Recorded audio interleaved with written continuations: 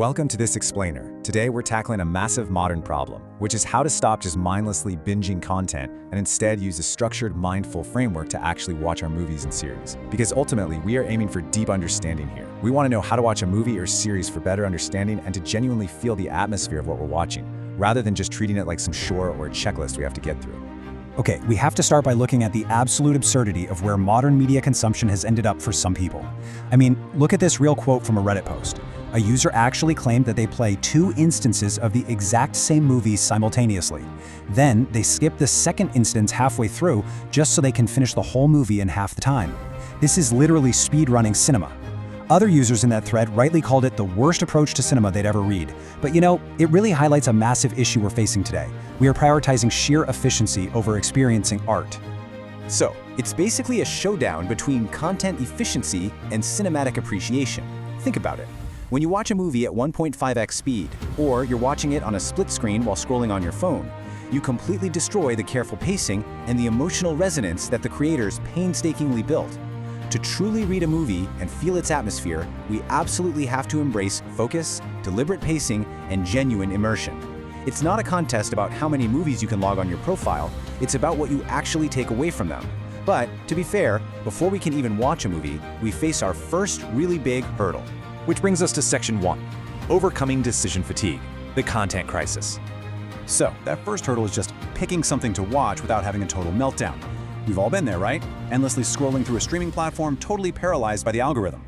Well, the reason we get so overwhelmed is perfectly explained by Hick's law. It's a psychological principle that says the more choices you have, the longer you struggle to make a decision. It creates severe decision fatigue. It's actually gotten so bad that platforms like Netflix had to introduce a Play Something Shuffle feature, basically mimicking old-school linear TV just to bypass this viewer paralysis. But let's be real, randomly shuffling a movie isn't exactly a mindful way to choose your evening's entertainment. We need a way better system.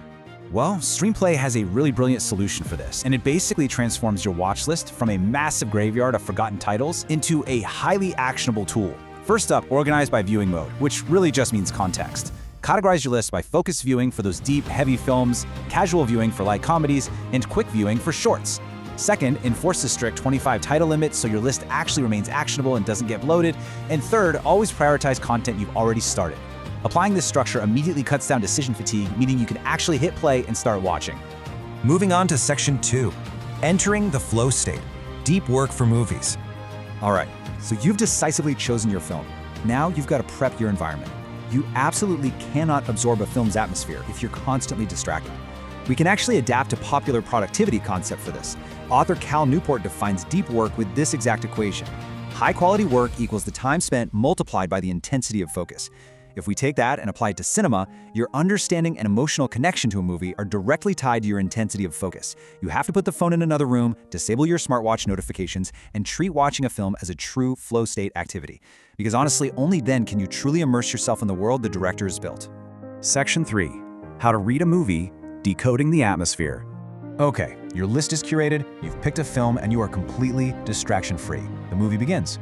How do we actively read it to really understand the atmosphere? The late, great film critic Roger Ebert popularized a brilliant method for this, called cinema interruptus.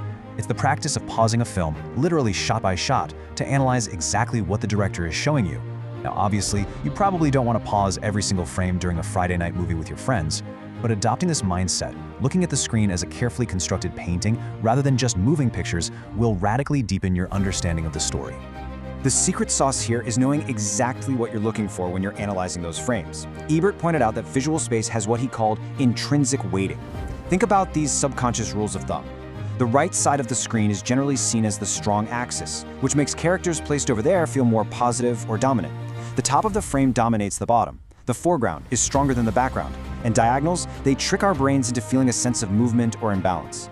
A great director is using all of these subconscious cues all at once to build the exact atmosphere you are feeling.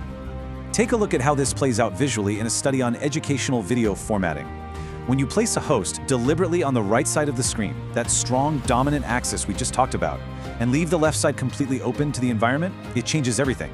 Add in a linguistic element, like a beautifully written poetic subtitle, and suddenly the entire interactive atmosphere of the frame shifts. By combining spatial placement with carefully chosen language, it feels way more engaging and professional. And the coolest part is, you can read these exact same cues in literally any movie you watch. Which brings us to Section 4, curating out the fluff, protecting the pacing. You know, sometimes protecting a story's atmosphere actually means playing editor and actively removing the parts that just don't belong. If you watch anime, you know exactly what I mean here. Take the massive hit series Naruto, for example. An incredible 41% of its episodes are filler.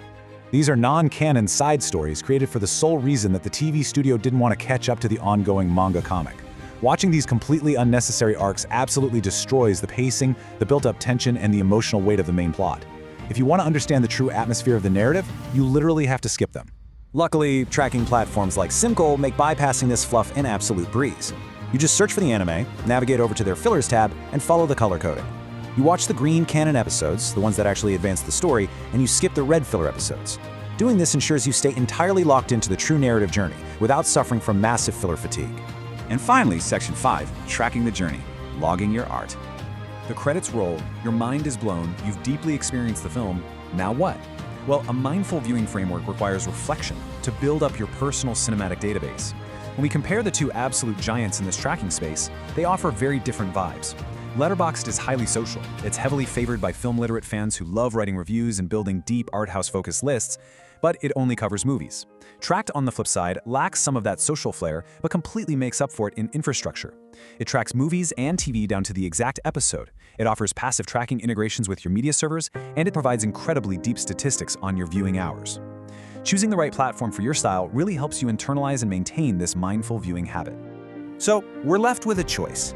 The very next time you sit down in front of a screen, are you going to throw something on at 1.5x speed, scrolling your phone, just consuming it like a fast food checklist? Or will you curate your choices, eliminate those distractions, protect the story's pacing, and actively read the frames to truly feel the atmosphere? The choice of how deeply you experience art is entirely yours. Thanks so much for joining me on this explainer, and happy viewing.